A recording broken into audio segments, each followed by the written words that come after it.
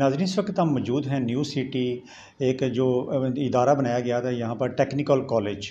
میرے ساتھ موجود ہیں راجہ شکیل صاحب جو پرنسپل ہیں یہاں کے. ہم ان کے پاس آئے ہیں, آج ہم نے وزٹ بھی کی ہے اور آپ کو دکھایا ہے کہ یہاں پر کیا کیا بتایا جاتا ہے, کیا کیا سکھایا جاتا ہے.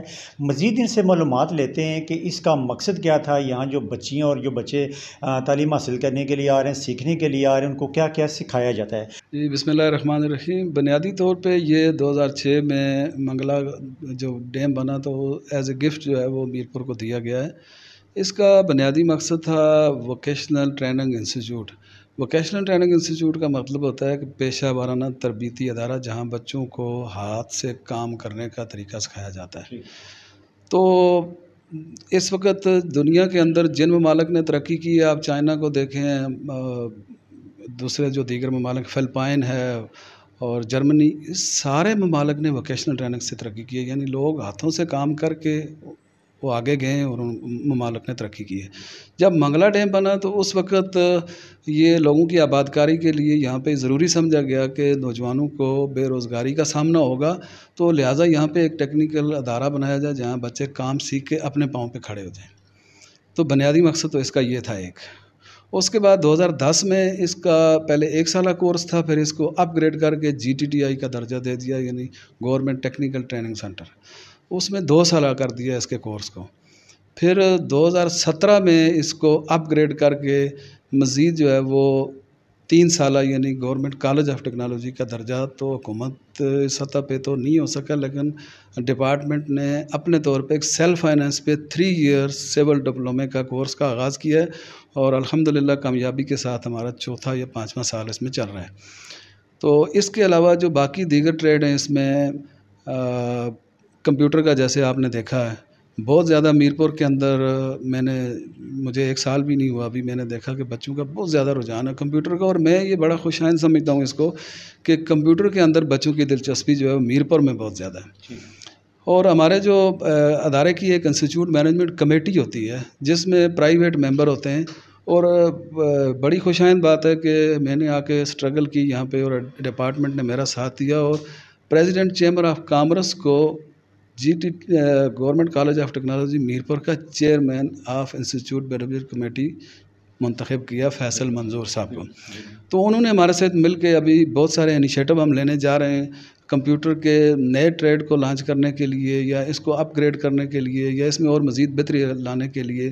اور کمیٹی کے ساتھ جو سفارشات ہوتی ہیں وہ مل کے ہم ہیڈ آفس کو بھیجتے ہیں, اور نئے ٹریڈ سیلف بنیادوں پہ ہم اپنے طور پہ بھی شروع کر سکتے ہیں. جو بچیاں جو بیوٹیشن کا کورس بھی کر رہی ہیں, اور کچھ بچیاں سلائی بھی سیکھ رہی ہیں, اور کچھ جو بچے کمپیوٹر کورس کر رہے ہیں وہ گورنمنٹ آف پاکستان کی طرف سے وہ فری کورس کروائے جا رہے ہیں ان کو. جی ابھی آپ نے جو ابھی دیکھا ہے یہ شام کا ٹائم ہے, یہ ایوننگ پروگرام میں کامیاب نوجوان پروگرام جو پاکستان میں چل رہا ہے 4 صوبوں میں, آزاد کشمیر میں, گلگت بلتستان میں.